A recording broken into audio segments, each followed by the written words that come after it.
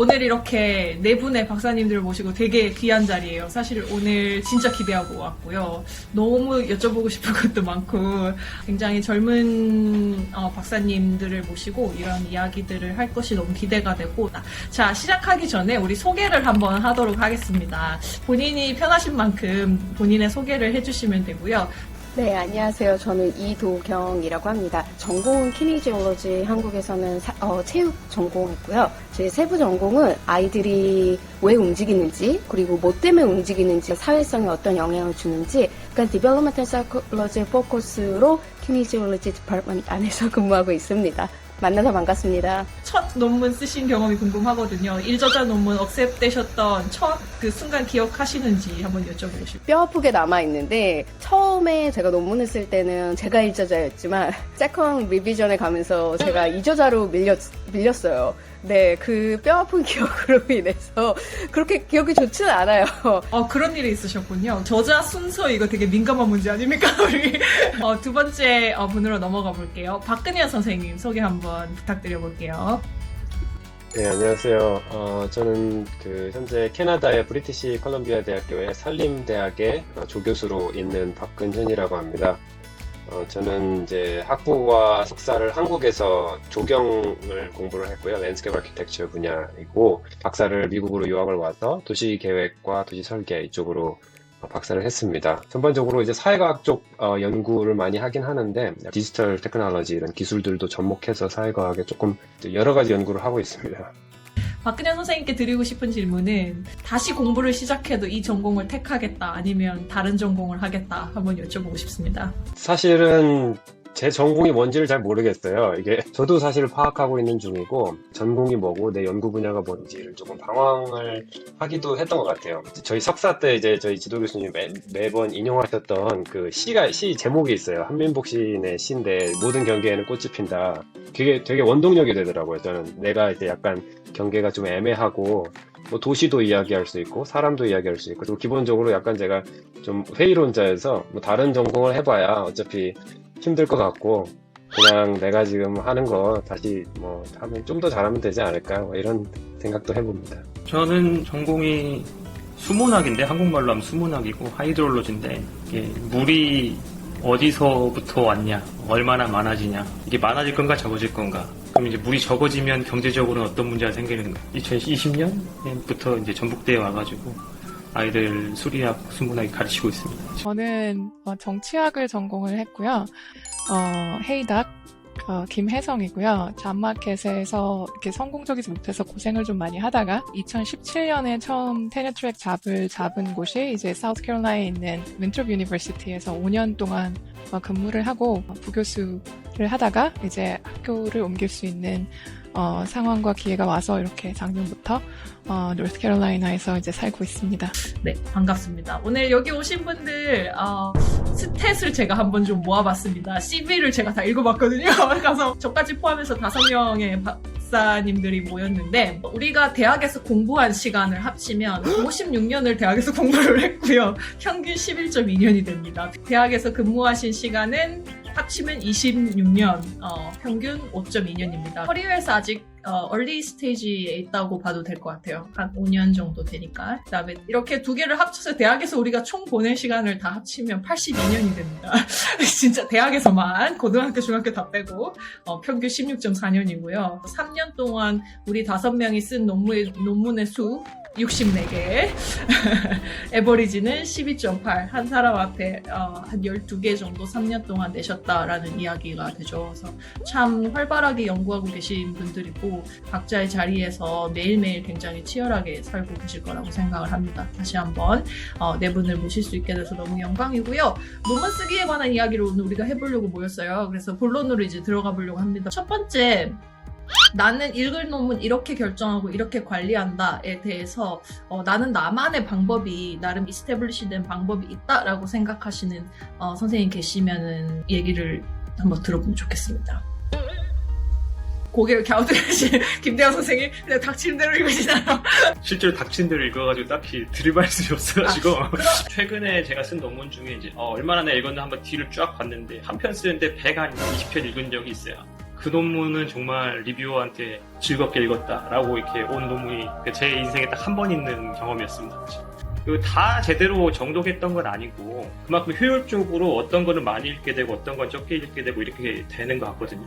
저도 굉장히 공감을 하면서 거기에 이제 덧붙이고 싶은 말이, 저도 의무감이나 어떤 목표를 가지고 읽는 게 아니라 쓰기 위해서 읽는 게 중요한 것 같다는 생각을 많이 해요. 그래서 그게 내가 앞으로 쓸 주제랑 연결돼서 읽든지, 제가 현재 사실 읽고 있는 책 중에 How to Take Smart Notes라고 노트 테이킹에 대한 그 책이 하나 있는데, 그 읽으면서 쓰는 그 프레임을 좀 갖게 돼서 도움이 많이 되더라고요. 거기 보면은 리터레처 노트를 한 3문장이든지 이렇게 내가 읽은 거를 나의 언어로 요약을 해라.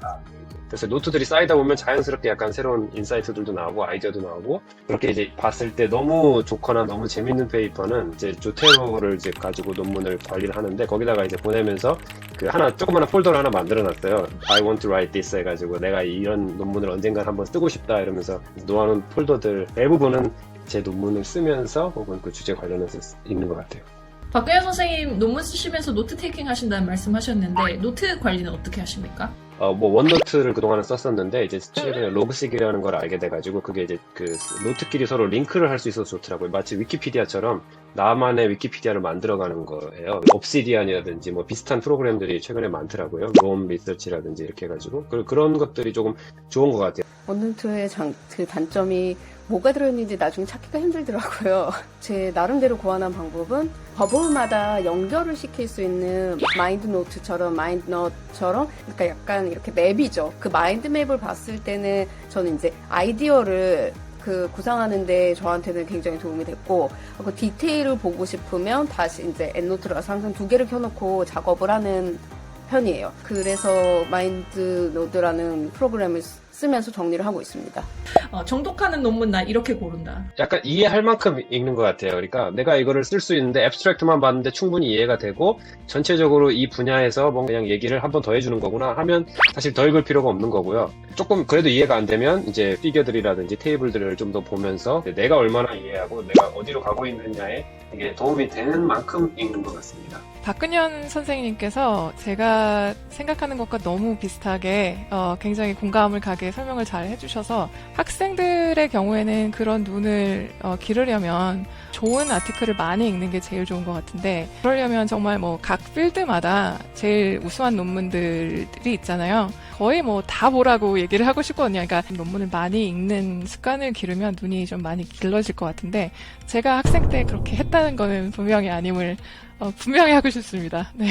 그 영어 글을 잘 쓰고 싶다라는 열망, 갈망 아직도 되게 많아서, 저는 글을 읽는 것 자체가 웨이스팅이라고는 한 번도 생각을 해본 적이 없거든요. 조금 자기 분야에 있어서만큼은 그 영어가 이제 제1의 언어가 아니기 때문에 분명히 얻는 것이 있다고 그렇게 믿고 싶어요. 네. 네, 감사합니다. 저는 한 가지 개인적으로 힘들었던 게, 논문을 크리티컬 띵킹이라고 하잖아요. 약간 비판하면서 읽는 거, 뭐가 잘못됐나, 어디에 결점이 있나, 이게 되게 힘들었던 것 같아요. 남이 아 하면 나도 아 하고, 남이 어 하면 나도 어 하는 건 되는데, 남이 아 했는데 왜 아를 하면 안 됐는지 이게 생각이 잘 안 되는 거예요. 근데 그 연습을 하는데 저는 개인적으로 굉장히 도움이 됐던 게, 저널 피어 리뷰 하는 거. 왔을 때 귀찮잖아요. 4시간 돈 주는 것도 아니고 뭐 어디 남는 것도 아닌데 4시간 들여서 너무 꼼꼼하게 읽고 거기에 대해서 코멘트 줘야 되는데, 그게 너무 수고스럽게 느껴졌는데, 그거를 하면서 조금 훈련이 되는 것 같은 느낌이 들었을 때가 많았던 것 같습니다. 자, 여기까지 읽는 얘기를 해봤고요. 빨리 우리 쓰는 얘기를 중점적으로 해봐야 될 텐데, 영어 특히 논문 쓰기 울렁증 되게 심하게 겪어보신 분 혹시 계신지, 개인적으로 이렇게 극복했다랄지 그런 이야기 있으신 분 꼭 들어보고 싶거든요. 저는 좀 창피한 얘기인데, 논문을 냈을 때 리뷰어가 얘는 분명히 영어가 모국어가 아닐 것이라는 그런 코멘트를 굉장히 많이 받았어요. 그러면 그 뒤에 어떤 코멘트가 나와도 절대 받아들여지지 않고 거기서 무너져 내리죠. 너는 나의 이름만 보고 또 이런 생각을 했구나. 제 자신의 위치를 생각하지 못하고, 그래서 어떻게 하면 이거를 극복할 수 있을까. 내 이름을 영어 이름으로 바꿔볼까. 별의 생각을 다 해봤죠. 근데 그럴 때마다 제가 처음에는 오류를 범했었던 게, 나도 우리 지도 교수님처럼 글을 화려하게 써야지가 목표였던 거예요. 되게 잘못된 생각이었죠. 제 포닥 교수님께서 글이 정말 심플한데 너무나 쓰기도 편한데 읽기도 잘 읽혀지고 근데 별로 이렇게 어려움이 없는 거예요. 근데 그분이 해주신 말씀이 소설을 쓰는 게 아니기 때문에 스토리를 라인을 잘 잡고 팩트만 정확하게 전달이 된다라는 걸 목표로 가져라. 되게 마음에 와닿지만 되게 현실적인 조언이었어요. 글쓰기에 있어서 저는 데일리 헤빗이 되게 중요하다고 생각하거든요.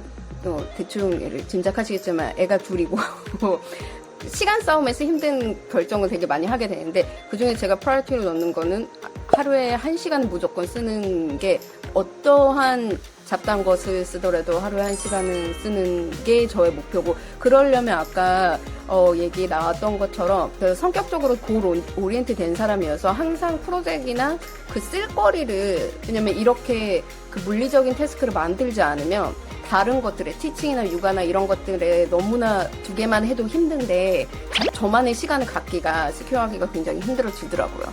일부러 일을 만들어서라도 쓰는 그 연습을 할 수 있도록 계속 바퀴를 돌리시는군요. 네.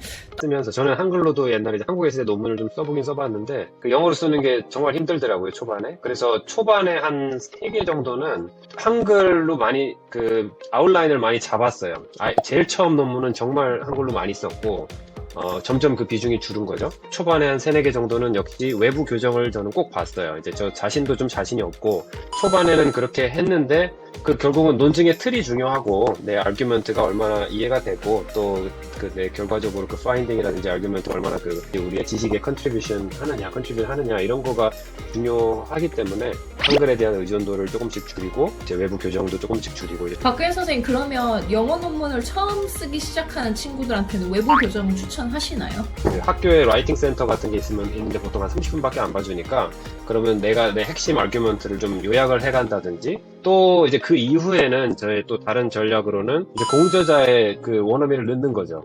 그래서 물론 그냥 단순히 에디팅만 받는다고 넣지는 않지만 그래도 그런 이제 가급적이면 같이 그런 사람들하고 일을 하면서 조금 전반적으로 좀 한번 좀 봐달라 이렇게 부탁을 하기도 하고. 네. 그런 코멘트 저만 받는 줄 알았는데 다들 받으신다니까 또 괜히 이게 위로가 되네요. 빨리 교정받아라 이런 얘기 전원에서 들었을 때 완전 마상이었거든요. 네, 저도 이제 교정은 그 코멘트가 왔을 때만 받아요. 내가 열심히 썼으면은 내 마음이 전달될 거야 라고 생각하고 일단 냅니다. 일단. 다만 이제 쓸 때는 같이 쓰는 사람, 공저자가 있어서 읽어주는 사람이 있으면 당연히 읽어주고 있기 때문에 그 왔다 갔다 하는 과정에서 좀 좋아지거든요. 그래서 서로 너 이해됐니 이제 이렇게 됐으면은 그냥 우리가 정상적인 사람이면 다른 사람도 정상적인 사람이겠지 하고 일단은 내고 그것 때문에 나의 그 어떤 가치를 떨어뜨릴 일은 아니고 그냥 그 현상에만 주목하는 거죠. 그냥 이 사람이 내 글 쓰는 방식으로는 이해를 시킬 수 있는 사람이 아니구나라고 생각하고 거기에 맞춰서 제가 진짜 개인적으로 너무나 갖고 싶은 성격을 갖고 계십니다. 김미아 선생님. 정말 저런 성격이 저는 늘 생각했었어요. 좀 영어 때문에 내가 작아지지 않고 논문을 낼 수 있으면 좋겠다. 약간 선배 교수한테 들은 약간 그 조언이 영어로 지적을 받으면 차라리 다행이라는 거죠. 이게 내가 내 컨텐츠라든지 아규먼트라든지 이런 걸로 공격을 받는 게 사실은 내가 자존심 상할 일이지 뭐 원어민이 아닌데 뭐 내 라이팅이나 뭐 내 스피킹이 조금 딸릴 수도 있지 이렇게 사실 생각하라고 하시더라고요. 제가 박사를 받고 한 2, 3년 동안 성과가 많이 없었던 가장 중요한 이유 중에 하나가 그 심리적인 압박 때문인데 그러니까 리뷰가 오면 그거를 봐야 다음 단계로 넘어가잖아요. 그거 자체를 사실 못 읽은 게 굉장히 커요. 그러니까 왜냐면 그 커멘트가 굉장히 저 자신에 대한 비판으로 많이 받아들여졌기 때문에 굉장히 리뷰를 읽는 게 어려웠어요. 리뷰를 받으면 빨리 매 눈으로 훑어서 그게 내용하고 상관없이 약간 미인한 것들을 빨리 까만색으로 칠을 하든지 아니면 없애든지 해가지고 그 부분을 빨리 제거를 하라.